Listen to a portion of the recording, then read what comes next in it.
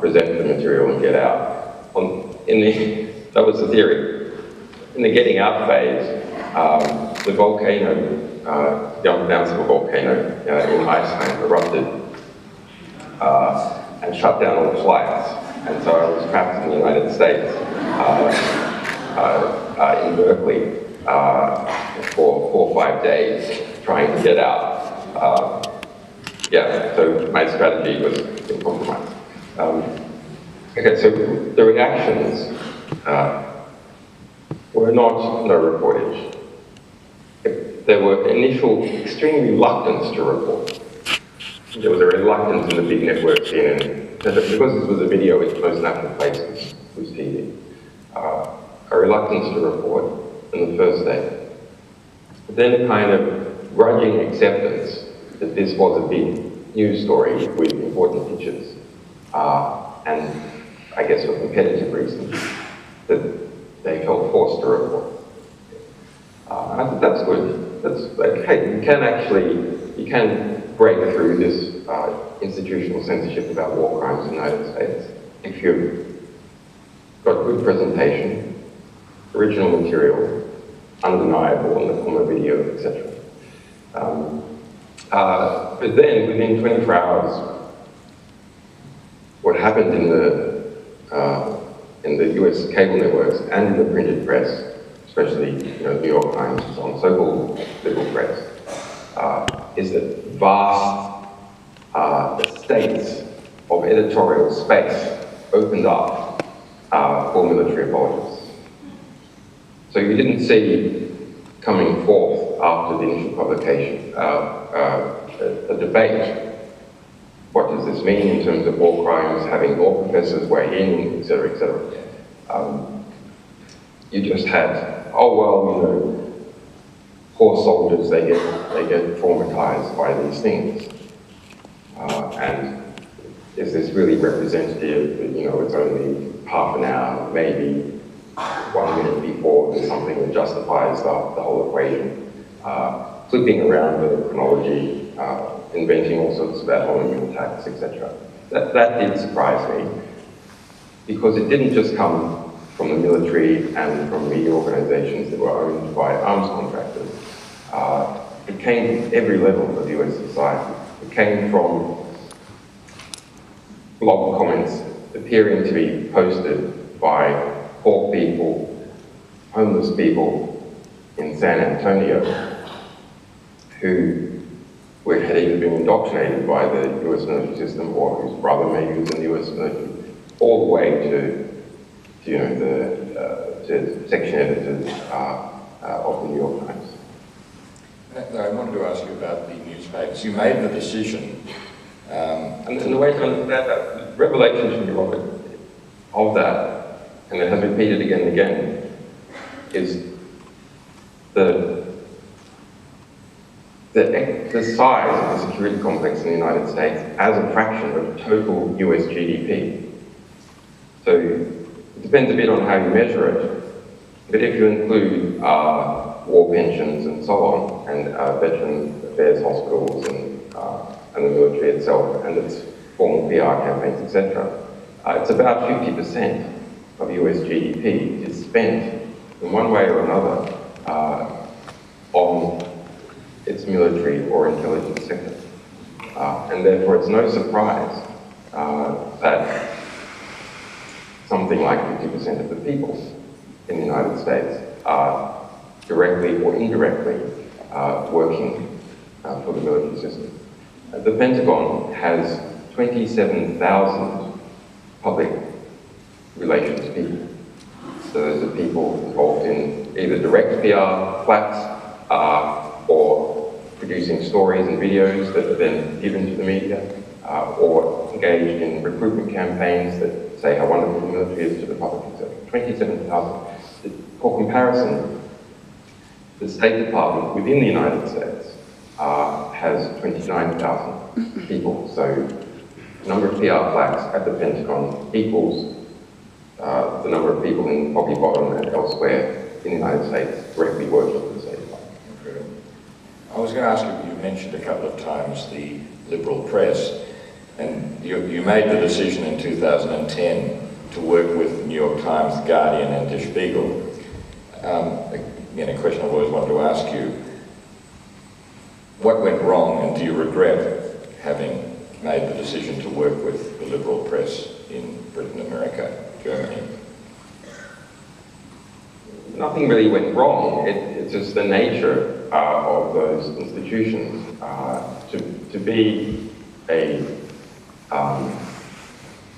establishment media institution for decades,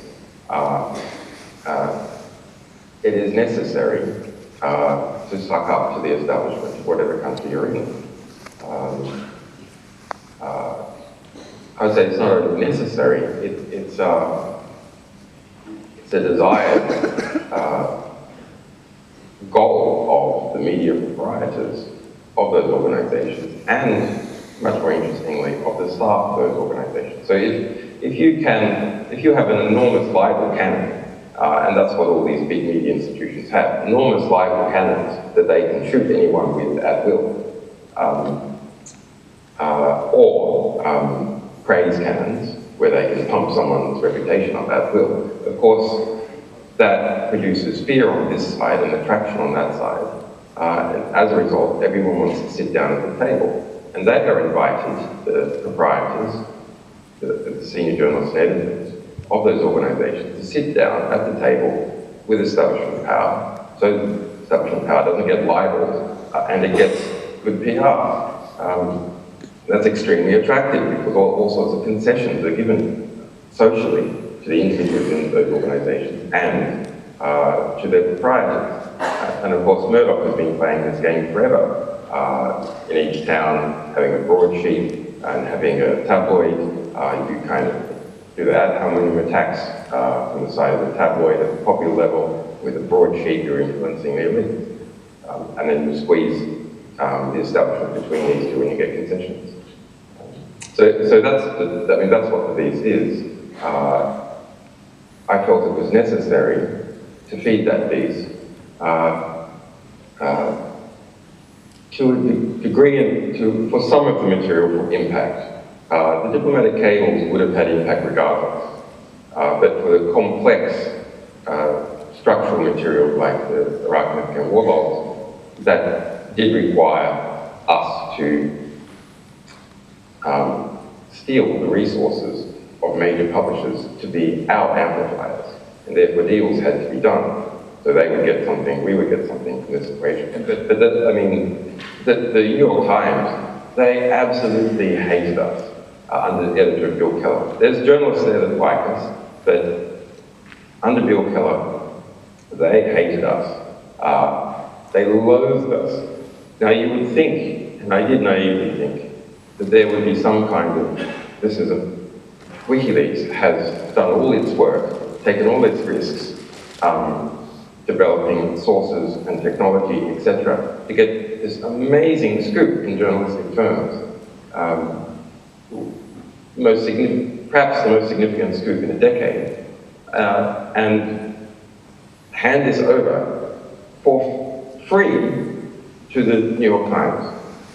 So you would think that attitude would be one of gratitude and the desire to project a certain honor in protecting people who do good things for you, or your sources, because in one sense we're collaborating, in another way, in the sense we're a source.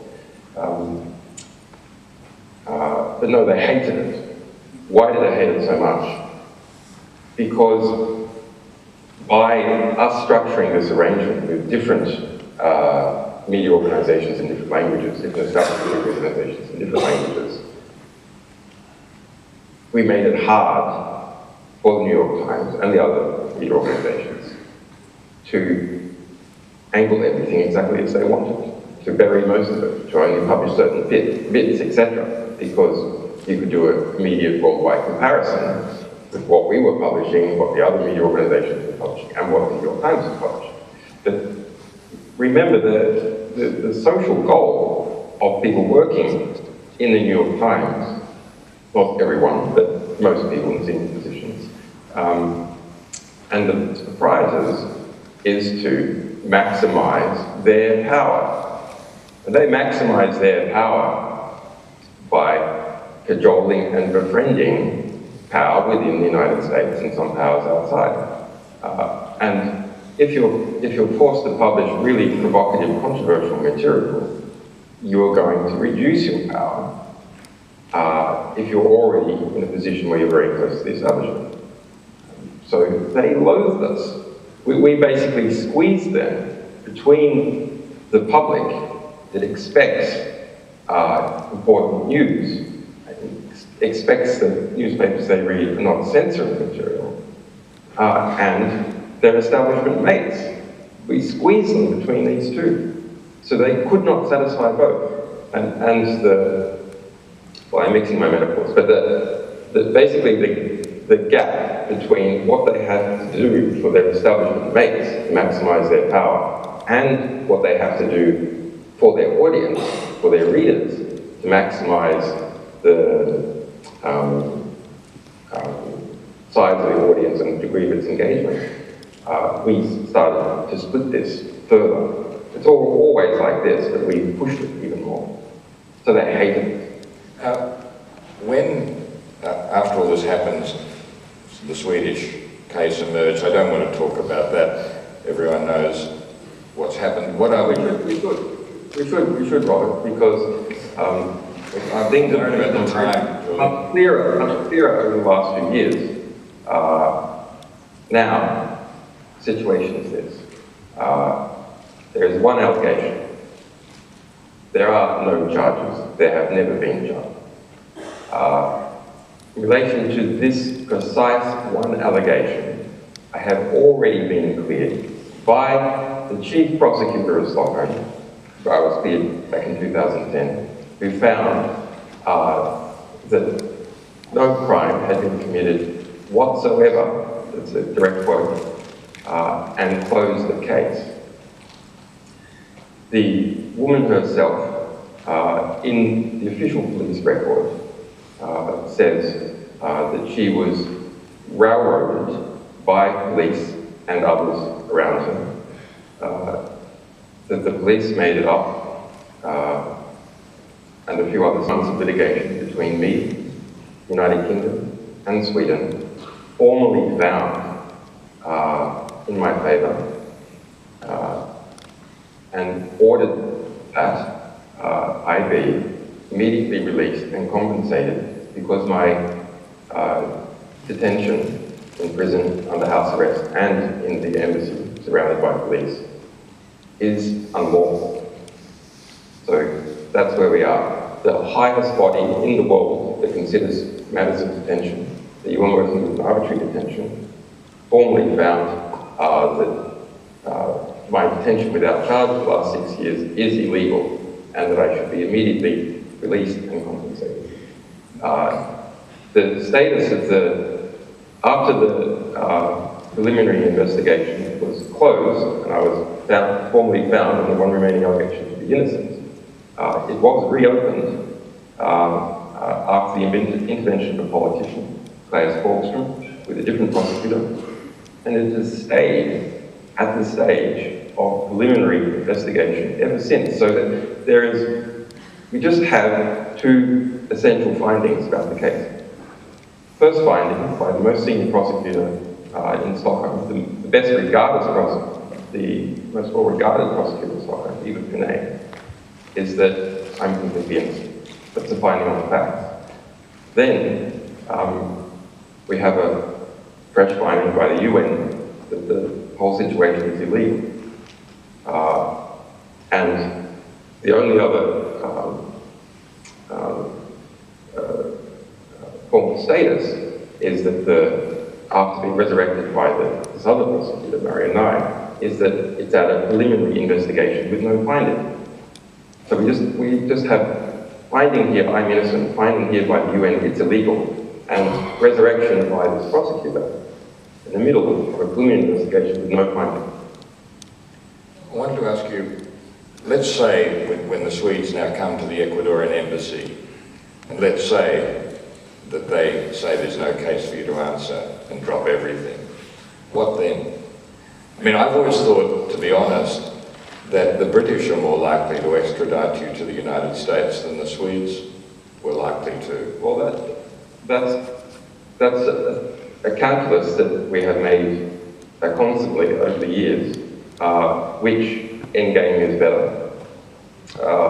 The stats are that Swedes have extradited every single person that the US has asked for since at least the year 2000. So they have a 100% extradition rate to the United States. The UK has a 90% extradition rate to the United States.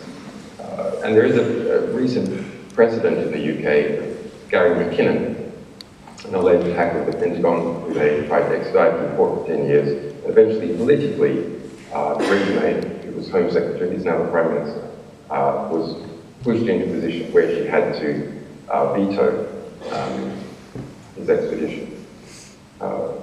Sweden, you know, because it's so remote and no one cares about it, it's able to, and to be fair, as a result of a lot of skill of Swedish diplomats and PR people, has been able to basically take an image that they erected in the 1970s under old Prime Minister Olof Palme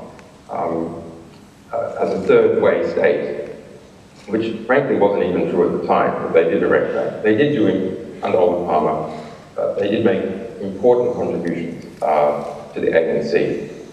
But immediately after they were killed by Carl Bildt. Okay, so they have been successful in trying to keep that image alive in the West, but the underlying dynamics in the country have radically altered since that point. But what do you think, let's say the Swedes dropped the case, how confident are you that if you left the Ecuadorian embassy, you would be a free person? I'm 100% confident I would not be a free person because the British government has said, regardless of whether the Swedes drop the case or not, they're going to arrest me. It doesn't matter. They will arrest me regardless. So the UK government also states that it refuses to confirm or deny whether there is already a US extradition request that has landed here in the United Kingdom. And when journalists ask for correspondence between the British Foreign Office and the US Department of Justice, there's a very unusual response. Sometimes there's responses like, it would compromise diplomacy to reveal such correspondence. But the response is, we refuse to confirm or deny the existence of such correspondence, which is unusual. So that there is either already a sealed extradition request that has landed in the United Kingdom, or there has been the kind of strategic gameplay in the Foreign Office about how to handle a pending extradition request from the US. We take this position that we can't refuse to confirm or deny now because we are expecting one in a moment. And if we go from we refuse to confirm or deny to we can't tell you, sorry, if we go from a position of there isn't one to we can't tell you if there is one, then that kind of lets the cat out of the bag. So, yeah, and we know in the United States, multiple times this year has filed US federal courts saying that the pending prosecution, the attempts to, well, the words are that the pending foreign enforcement proceedings are still underway in the United States, and that's why they can't release any documents about it at all, because it would compromise the prosecution. What's your understanding of what you might be charged with in the United States? I can't believe. Well, I mean, it seems to on me. the warrants, we've received a lot of warrants. So our journalists said Google accounts, for example, Google received warrants to suck out all their emails. Our various service providers in the United States have received subpoenas, 2703 production orders, and warrants. So the warrants are the most interesting because for a warrant, as opposed to the national security letter, you need to establish reasonable, probable cause. or warrant. Probable cause is also the standard that you need in the United States to issue an extradition request. Okay. For warrants with probable cause, they're sending to Google to steal our staff's personal email from Gmail, which we have published. There are 5 offences, 5 offence types. So, espionage, conspiracy to commit espionage, electronic terrorism, that's Computer Fraud and Abuse Act Section 1A, which is like a mini espionage act encoded in their Computer Hacking Act. And this mini espionage act was redefined under the Patriot Act to be a terrorism offence. So that has enabled them to use the full raft of counter-terrorism measures against WikiLeaks as an organisation. The low standards of proof needed for surveillance operations and warrants and international collaboration because they're using a terrorism offence. General conspiracy, and there is one more. And a conversion, which is basically stealing information from the government, stealing something, obviously information, from the US government valued at more than $1,000. So they have a spectrum of 5 charge types. This spectrum is developed within a particular legal theory about how to extradite and how to prosecute. So various countries in Europe, and sometimes you've been called human rights, a very political organisation, but anyway, sometimes they won't extradite for political offences. And espionage is a classic political offence. So we would have a good case to argue that you shouldn't be able to extradite me for espionage. There's actually no allegation that we're aware of any espionage occurring. What they're saying is that, and there was no allegation of that against Chelsea Manning in his court case. The only allegation is that she allegedly communicated information to the public. But a misappropriation of the Espionage Act, because the Espionage Act covers transmission of classified information. But these 5 offence types. These 5 offence types are not just the espionage and conspiracy to commit espionage, they also include these others. In particular, there's electronic terrorism. So the exemption about extraditions for political offences, which is sometimes applied, because it's all, it's up to the court to determine what's political and what's not, is never applied in the case of terrorism. Because all terrorism by definition is political. So there's always exemptions for anything that's alleged to be terrorism. So they have the exemption there, and also on the computer hacking thing, on the computer hacking charges, they would say are not political, similarly with the transporting of information valued at a certain amount. They would say it's not political. But in terms of the prosecution, the theory that they've constructed for that case, there's actually a bunch of other investigations that we have in the United States about Edward Snowden, about other national security agency information we've published. We have a attempted prosecution in Saudi Arabia for Saudi cables. We have a case in Australia, a federal police investigation for publishing the Securency gag order, which tried to cover up the largest corruption case in Australia. So we have a whole bunch of these things. But anyway, that initially largest case in the United States, the prosecution's legal theory is that they can differentiate WikiLeaks and me personally from the New York Times by saying that we dealt with the source. Okay? Yeah. So, by us dealing with the source, we entered into a conspiracy with the source. That's what they say. And divide WikiLeaks from the other media, basically so they can prosecute us without the other media feeling scared and therefore weighing in on our side in the attempted prosecution.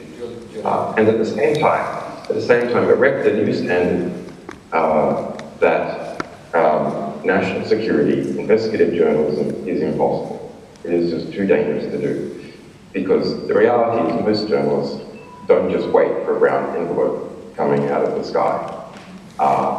There's some issue, a war, something like that, and they call up their sources and they say, do you know anything about it? Or they meet with them conveniently, and someone says, yes, I understand, blah, blah, blah. And so then you respond, can you prove it? If you can prove it, send me something to prove it. And that, according to the US Department of Justice, is conspiracy to commit espionage. That is the end of national security journalism about the United States. The other major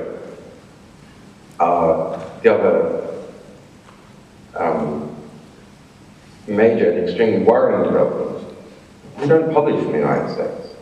I'm not an American, I'm an Australian.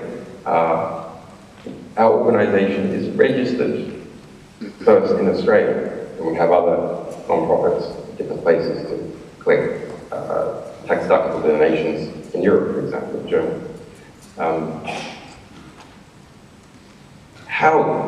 What the hell is happening with the jurisdiction in this case? Now I want to ask you... We have the United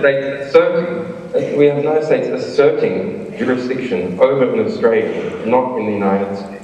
Asserting jurisdiction over web servers and publishing operations in Europe and Australia. Unilaterally making that assertion. And it does. So its standards are, it will unilaterally assert jurisdiction on anything that touches on the US government. And so they will be publishing information, copies of information from the US government. And therefore, it's just asserting global unilateral jurisdiction in that matter. So combined with, I'm getting it right, combined with the theory of conspiracy, they were able to do this. A journalist publishes, media organization, somewhere outside the United States, publishes information about US. It can be said that they can claim it's about US national defense. It doesn't have to be a leaked document, it can just be a quote or whatever. They claim that it's about US national defense. Then they go to the other end and they say, this must have come from within the US government. Julian, And that person must have communicated to some other person. And this is a conspiracy. And this person must have communicated to someone within a media organization. Okay, that's another jump of conspiracy. Then, within the media organization, that information must have flowed around between fact checkers, proof checkers, sub-editors, graphics guys, technical guys who run internet servers, etc., and then eventually go on to the public. And this is all another conspiracy because it's information flow, national defense information, between people, understanding that they are flowing that information between them. Julian, So we're trained in conspiracy that flows out from any claim the United States makes to engulf any media organization in the world and all its staff to allege that they are involved in conspiracy to commit espionage. That's why no one's got to stick to the Iraq. Julian, we've now run out of time. I want to say, I wish I could go on for another hour. I found it absolutely fascinating. Can I say, you had a slogan in the past, courage is contagious. I hope that's true. I'm sure almost everyone in this room would like to be able to help you in some way. If we have a moment, perhaps you could say just a couple of words about how people in Australia could try and get their government to support you. But we'll be cut off in a minute, and I want to say what an incredible privilege it's been to hear someone of your humanity and intelligence.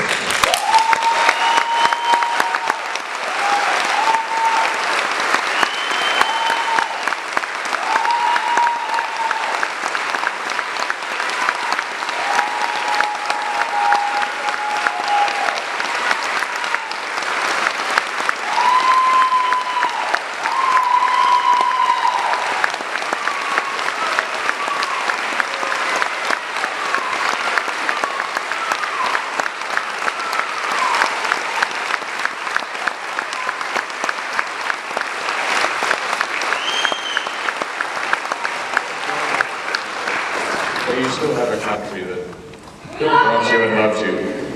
And if you can tell us a way in which people here could help to get this government to see you as a citizen who deserves their protection, it would be very interesting while we have a second left. Number one is fund our defence fund, which is extremely low. It covers me and other WikiLeaks staff. If you just search for Julian Assange Defence Fund, that funds our lawyers in Australia and elsewhere. That is actually the single most useful thing to do if you're busy. Number two, keep WikiLeaks going as a publisher. It's our strength as a publisher. There's a whole lot of ways you can do that. We litigated banking blockades and so on, so it's won, so it's now easy to do that. It's on the front page of WikiLeaks. Number three, there has been movement at the station, not within the government. We've only got 30 seconds. So. The Australian government is intimately coupled to the United States, Canberra, unfortunately. It's very sad, it's disgraceful, it's embarrassing as an Australian. Australia won't stand up for itself.